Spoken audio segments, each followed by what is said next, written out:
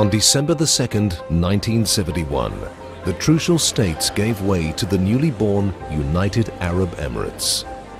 Meeting in what was known as the Guest Palace, the rulers of Abu Dhabi, Dubai, Sharjah, Ajman, Al Quwain and Fujairah signed the country's first constitution and established the independent state of the UAE. Ras Al Khaimah joined in February of the following year. Sheikh Zayed bin Sultan Al Nahyan, ruler of Abu Dhabi, was elected president of this new country.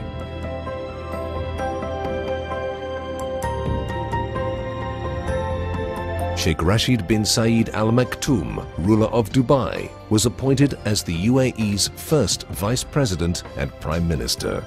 Together, the dignitaries and guests gathered under the world's newest national flag. Today, Union House stands as a reminder of this successful federation, with a much larger national flag now flying over this historic landmark. Looking back, it's amazing how far the United Arab Emirates have progressed in such a short space of time.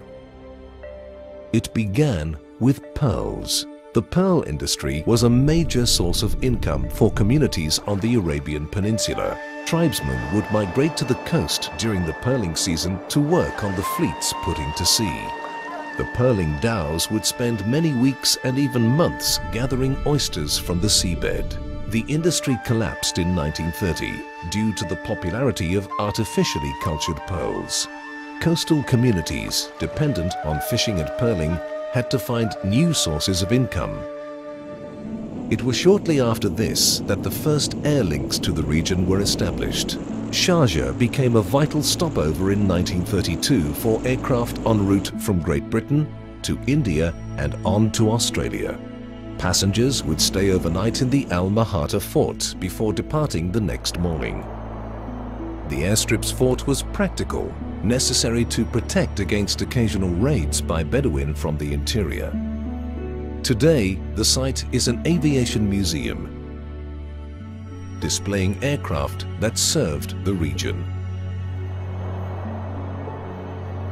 And Sharjah has grown from its humble beginnings into a major city.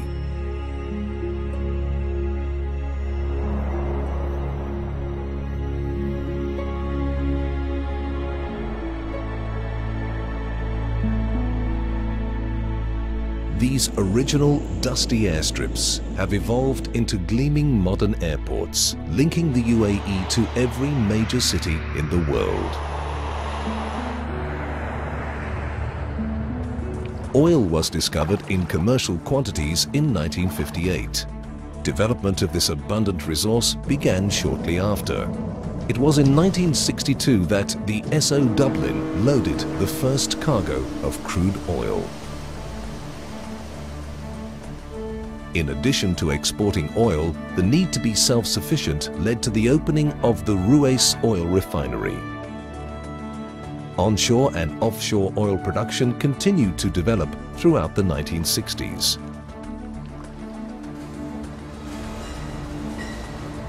The oil wealth was put to use improving infrastructure.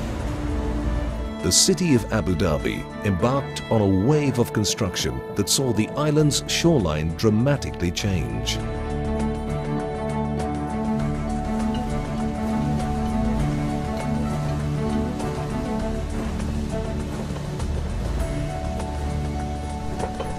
The city's oldest building, Al Hosn, or the White Fort, erected in 1798, was the most prominent landmark in the city. Today, the fort, now undergoing restoration, is surrounded by the skyscrapers of Abu Dhabi. The city is still developing and growing, worthy of its place among the world's capitals.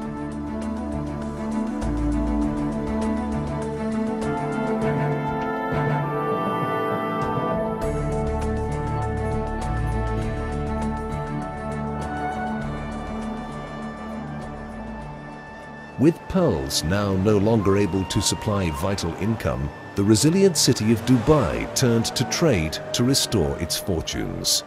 It became a base for commerce throughout the Gulf region.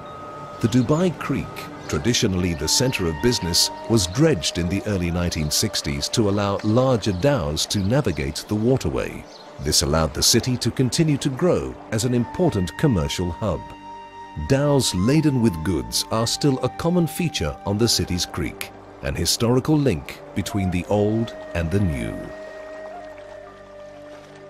Increasing demand led to the world's largest man-made port being created at Jebel Ali. Its crowded docks are testament to the valuable role it now plays at the center of regional trade. These successful commercial links have brought great change to the city of Dubai. Once crowded, narrow alleyways barely wide enough to accommodate donkeys and camels have evolved into wide highways and metro systems. These, in turn, weave through record-breaking skyscrapers and developments that are the icons of the city.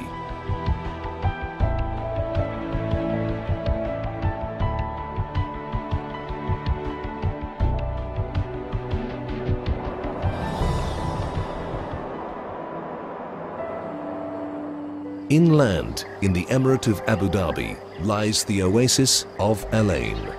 Prior to 1971, the city was a base for the Trucial Omani scouts, who would set out on camel to police the area. They were based at Al Jahili Fort, erected in 1898 by Sheikh Zayed I and used as his summer palace. Surrounding the fort, the houses of Al Ain were made from mud brick or palm fronds. Today, Al Jahili Fort stands restored and is a popular tourist attraction.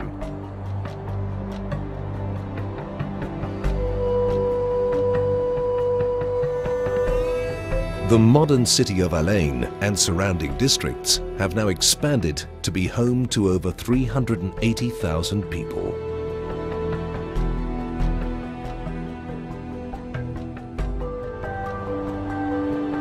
Throughout the country, constant reminders of these links with the past can be found sitting side by side with modern wonders.